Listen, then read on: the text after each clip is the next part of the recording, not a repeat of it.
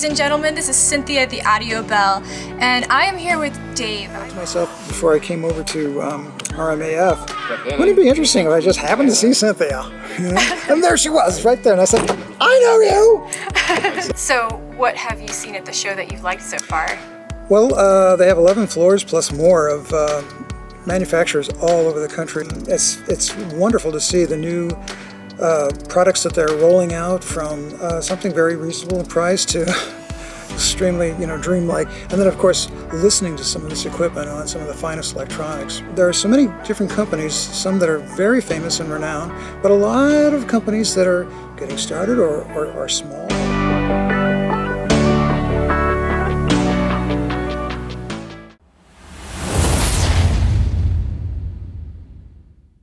Hello ladies and gentlemen, this is Cynthia the Audio Bell, and I am here with Dave. I met Dave in Rocky Mountain Audio Fest in the hotel. He just passed by me in the hallway and he recognized me, and he got to talking to me about different subjects, and I asked him to do a man on the street interview with me, and he consented.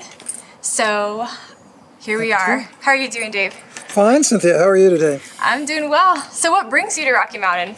Well, I live in Colorado Springs, and the Rocky Mountain Audio Festival is one of the top festivals in the country, so it's not hard to drive on up to this new venue at Gaylord of the Rockies and see the show again and just enjoy it, which I've done all day. Today is Saturday. So what have you seen at the show that you've liked so far? Well, they have 11 floors plus more of manufacturers all over the country of mostly audio and speaker equipment and things like that. Yeah. So it's wonderful to see the new products that they're rolling out, from something very reasonable in price to extremely, dreamlike price tags on some of these. So and then of course listening to some of this equipment on some of the finest electronics really showcases what the current state of the art is nowadays. So it's been a lot of fun. And Cynthia was kind of asking, as we were getting set up and so on, what did I kind of concentrate on for this particular show. And I told her that there are so many different companies, some that are very famous and renowned, but a lot of companies that are getting started or are small operations and so on. So this time I decided to kind of look at some smaller operations and get to know these companies that are just kind of starting and so on. So it's been fun. So what are some of the smaller companies that you've seen? Well, I mentioned to you Fine Speakers, FYNE. They're just 2 years old, and they brought into their fold a lot of the engineers and designers from Tannoy, which is a pretty famous and more venerable company, that wanted to come and make a new company too. So Fine Speakers, and they had some good products there too. And then there's a lot of smaller ones too. I'd have to get out the program book and kind of say, oh yeah, that one. But, so it's interesting because a show like this will not only attract the major players that have large advertising budgets and people know about and so on and so forth, but also the smaller ones too that are just up and coming with new, fresh ideas and starting to make a name for themselves too, and starting in the business that's very, very competitive. Yeah, I think that's amazing, and I really applaud that when I see a small company coming up in the audio world. It's got to be difficult. Oh, no doubt about it. Because they know what they're up against too, because it's so competitive. And you go from room to room. If you haven't, if you're watching this and you haven't been to an audio show, it's certainly worth coming to, because you can go to many different rooms that showcase lots of different manufacturers of audio gear, from preamps to DACs to cables to power cords to speakers to just about you name it, to cater to the person who wants to just enjoy music or even home theater to as much as they can. So what would you tell somebody, or what have you learned at this show that you would tell someone who is new and hasn't been to an audio show before? Okay, I would say go in with just the idea of not looking at price tags, but just to go in and marvel at the technology that's being developed these days, because speakers are not just little boxes that sit on a shelf anymore. They're far from that. Some of them have very exotic designs. Of course, the sound is wonderful, and so if you're new to an audio show, be prepared to just be wowed when you sit down and listen to some of these wonderful systems that are on demonstration. And don't worry about price tags. Don't worry about it at all. Yeah, don't worry about the price tags because, you know, you might get there eventually, but Sure. But go and actually have the experience and see what real audio sounds like. Exactly. So that's a good way to put it. What real audio sounds like. So, how did you become an audiophile? Well, first of all, I had the very rare privilege of being born and raised in a family with music presented live nearly every single day to me because my mother was a very fine pianist. Again, I was raised for the most part in Madison, Wisconsin, and she was one of the finest young pianists in Madison. So as I was growing up, we would have, you know, baby Grand Baldwin in the house, and Mother would play all kinds of wonderful classical music heard live right there. I was mentioning Chopin Etudes and Chopin Nocturnes and Berlioz and Scarlatti and Bizet and all these, and Scarlatti, I guess I said Scarlatti, but others too. Bach, oh, Mother loved Bach. And I said, Mother, why do you love Bach so much? She said, it's so mathematical. She said 2 + 2 is 4 in Bach's world, and that's that. So it was kind of funny. But she played beautifully too, and she wasn't a mechanical player. She knew how to. I guess it was an inherent affect that she would just put into the interpretation of a piece, putting tempo and emphasis where you may not necessarily hear pros do it, but nevertheless, it was just wonderful. So I had a great advantage of hearing, music played on a good instrument, played by a very fine pianist as I was growing up. And I mentioned to Cynthia that sometimes I would lie under the Baldwin and just hear the sound above me, envelop me, or just sit on the couch 2 feet away as Mother's playing away. And then the other side of the coin was my father. He was from India. I'm half Indian. And Dad played the sarod, S-A-R-O-D, and sometimes you hear it pronounced sarod, but as a Bengali, the S sound is pronounced as an SH, so I always learned it as sarod. And that's a multi-stringed instrument. It's got 26 strings and several sympathetic strings and some main ones on top. And Dad would play various ragas and so on and so forth, and sometimes I would go to concerts with him. He would have associates of his come over and be accompanying him on tabla or tambura and instruments of India like that. So I sat feet away from this, and hearing authentic classical Indian music. And so, as I say, Cynthia, it was a real treat that way, growing up with 2 musician parents that were artistically gifted in their ways. So that got me started. Wonderful. Yeah. And then, so there I am, going away and toiling away in my life and hearing all this stuff and just, not really thinking, oh, how lucky I can be an audiophile in my future. It's just what I was doing. I don't think anybody ever thinks that though. Oh, I want to grow up to be an audiophile. What? No, but it does seed into your young mind, though, the value of authentic music as it's presented. So that's it's an invaluable experience. I was mentioning to Cynthia too, as we were kind of going up the stairs and whatnot, that one time I came home from high school. Do you want me to tell that story? Yes, okay. I do. All right. And I wasn't feeling well. So, and Mother had to go out for the afternoon. This was back in the late 60s. And so a lot of women were at-home parents and so on. And, we didn't think that they were any less important than any other, than the man working outside the home. It was just an important thing. But anyway, Mother was gone and I wasn't feeling well. So I came home, I stayed home from high school. that day, and I must have been 10th grade or something like that. And we had in our corner just a very simple kind of automatic record player, as many had, like RCA Victor things in the corner there. Nothing fancy, nothing audiophile at all. But we also had like only about 50 vinyls. This was the age of vinyl, you know, long before online stuff and streaming and things like that. So anyway, we had 50 vinyls, but they were well picked out. Indian records plus classical records, both vocal and instrumental. But we also had Beethoven's Fifth, played by Georg Solti, and he was conducting the Vienna Philharmonic, with whom he spent many years before he went to the Chicago Philharmonic.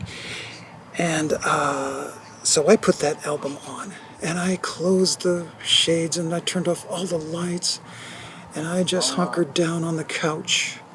And I wasn't feeling well, as I say, but somehow miraculously, and this doesn't happen often, but it was a marvelous, almost transcendental confluence of elements coming into play. First, I was just not wanting to do anything else, you know, like going out and play or anything like that. I just wanted to relax. The lights were low. I was all alone. I was emotionally, in a sense, prepared and ready. And I started listening to Beethoven's Fifth Symphony. And I listened to it all. Just one side and then the next. I thought, wow, something hit me. So I played it again. And I picked up something else out of it that time. I was starting to understand, just getting in the glimmer now, starting to understand the depths of how wonderful music can affect one. I played it again, third time, yeah. So I did it a fourth time, a fifth time, and a sixth time. Straight. Not breaking my lunch for nothing. Just straight on through, as though it were just a tsunami just coming over me, and I couldn't escape it until I had reached some modicum of endpoint. Well, that didn't happen until at least 6 playthroughs. So with each playthrough, I caught something more and more and more, and it was a peak experience. You know, in psychological terms, it was a musical peak experience for me. So that certainly made a lot of impression too, in terms of how a recorded piece of music can also affect one. So 3 years later, I started getting stuff. I was telling Cynthia here that I started with large Advent speakers designed by Henry Kloss, and bought a second pair to make a tower out of them. That was pretty cool. And I had a Sony receiver at the time, and turntable, of course, a dual turntable, 721, with a Shure V15 Type 3. You know. Nice. Yep. So that kind of launched, Cynthia, my whole foray that lasts to this day, and I'm in my 60s now, of being interested in well-produced sound. And of course, as I became a father and so on and so forth, and my children are older now, to them, a good sound system is just, like breathing air. It's just like drinking water. That's what you should do, It's not just a small thing in an earphone. So then would you say that your children are audiophiles too? You've introduced them to that world? Well, Cynthia, how would you define audiophile? How do you define audiophile, Audiobell? Somebody who likes music to the point to where they are willing to do anything to hear that sound and to hear it the way the artist intended for you to hear it. Someone who's just a lover of music, I feel. Well, they're definitely lovers of music, and they've both created many original songs and played in bands and done a lot of stage performing. My son Devin is working on his 4th or 5th CD now through professional auspices and so on. And Ariel, the daughter, is very much into music as well. So I guess you might call them audiophile because they've elevated their value of music to that degree, not only on a personal level, but they realize too that it's a come down in a sense, or too much of a compromise in a sense, if you don't have relatively decent equipment to listen to music. To have that high production value of actually hearing it like the artist is in the room. almost, in a way. Or at least to a point where you feel that there's some sort of moving line inside yourself, and this varies for everybody depending on the equipment that they've had and what they've grown up used to listening to and so on, where they think, this sounds right, or this isn't a compromise, or I am enjoying this. Doesn't it all come down to the affective, Cynthia? Are you enjoying what you're hearing? Are you appreciating what you're hearing? Does it touch you emotionally? Yes, it touches you emotionally, like that 15-year-old sitting on a couch listening to Beethoven 6+ times, actually. And you thought about that later in life. You thought back to that moment of being 15 and listening to Beethoven's Fifth Symphony and realizing what it was meant to sound like, and that it touched you. It touched your heart. Definitely. Even though it was done on a primitive system, it still touched the heart. And, of course, it would touch the heart like a sledgehammer on a heart if you hear it on better and better equipment, because the instruments come through better and better, and the nuances of sound and the impact and you can even hear the hall or the strings going across the violin strings, and you hear the human behind it, the scratching, if you will, and so on and so forth. Yeah. I would say that it's an experience. It definitely is. And listening to Beethoven's Fifth that afternoon was a peak experience for me. One of those touchstone experiences in life. And I think that it doesn't usually start out on necessarily high-end equipment. It starts out, you hear it as live music, or you hear it on, an inexpensive turntable, or you hear it on maybe a pair of earbuds, and then you realize when you hear it on something better what it meant to listen to it, and you get that emotional aspect in there as well. So when you hear it on something really good and it's something that you love, then I think that's what hooks you. Oh, I agree. And you were saying too that this was a similar experience you had when you visited a friend and heard some music on some magnepanners and planers, and that was a transformative experience for you. It was. And that was a few years ago for you. And it was such a powerful thing that it led your interest in life in a new direction. Yeah, it led me to buy my own system and buy a custom-built home that was tailored around my system. Wonderful. So. Yep.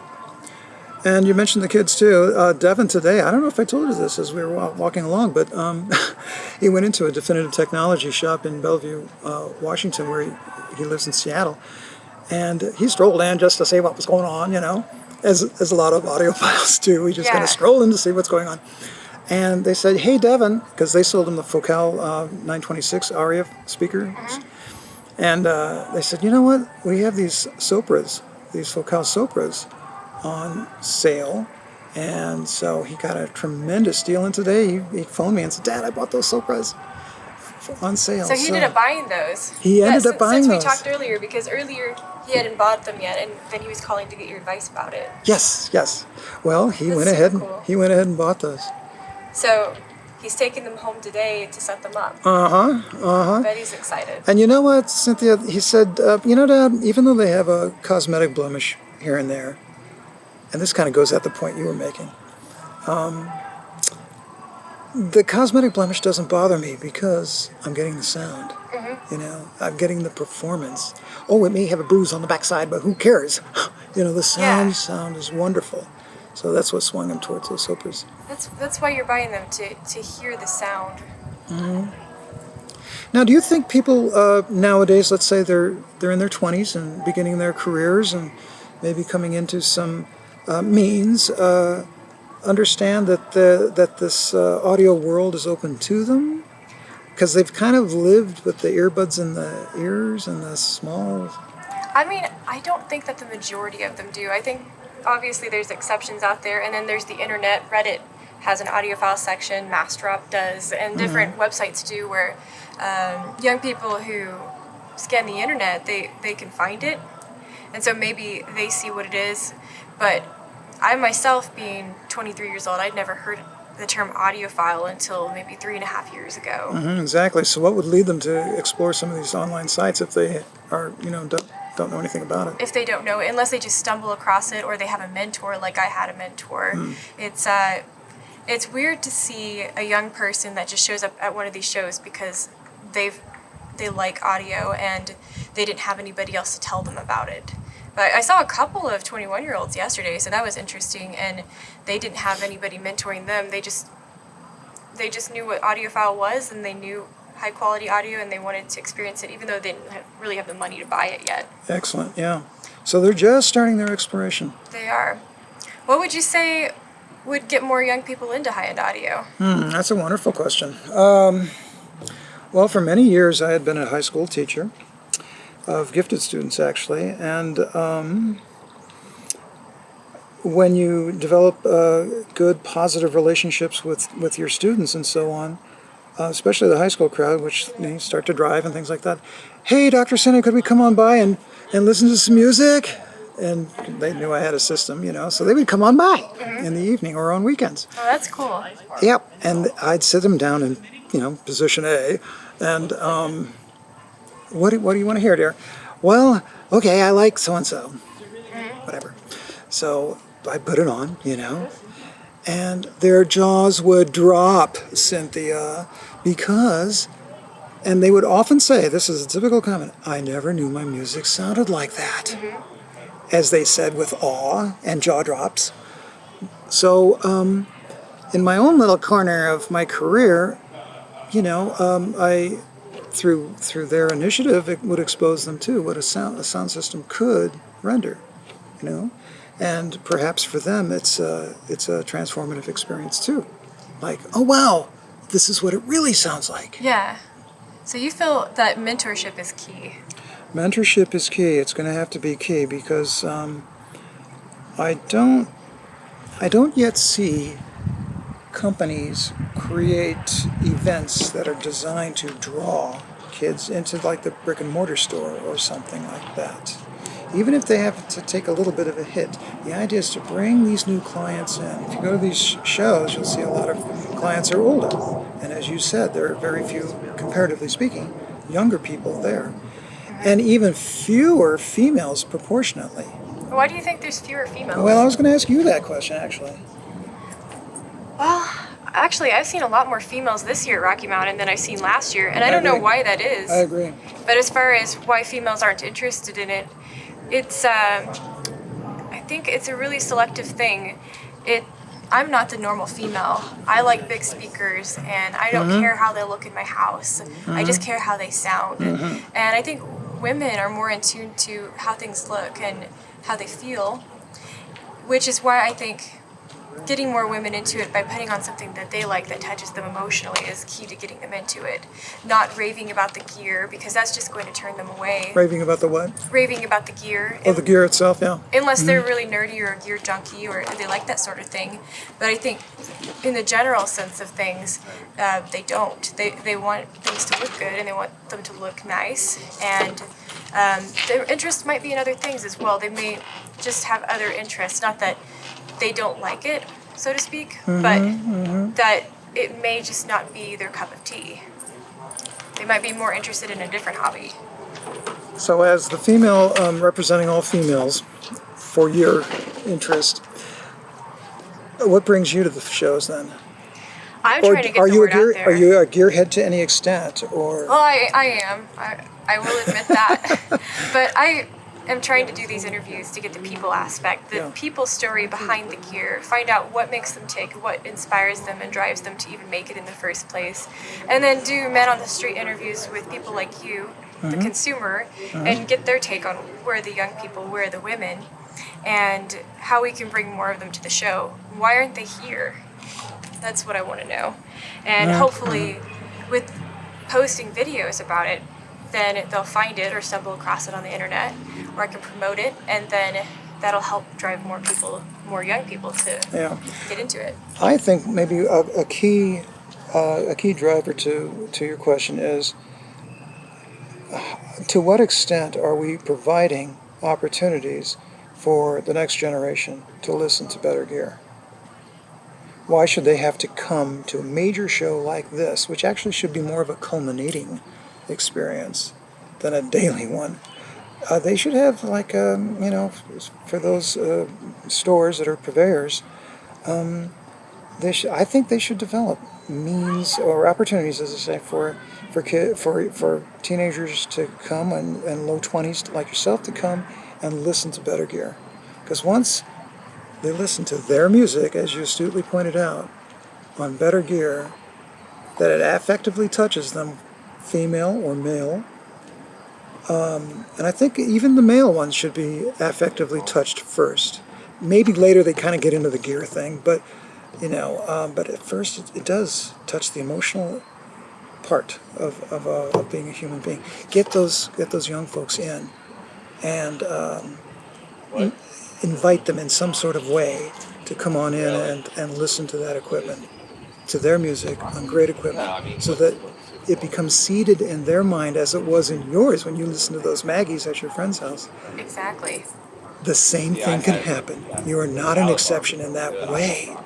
Sure, you may be emotionally sophisticated and in tune with how music moves you, and that's a continuum, from people who, are less to people who are very. But we need that kind of exposure so that young people come in, they're invited. There's a place for them to come and hear their music. And that's an idea. That's an idea.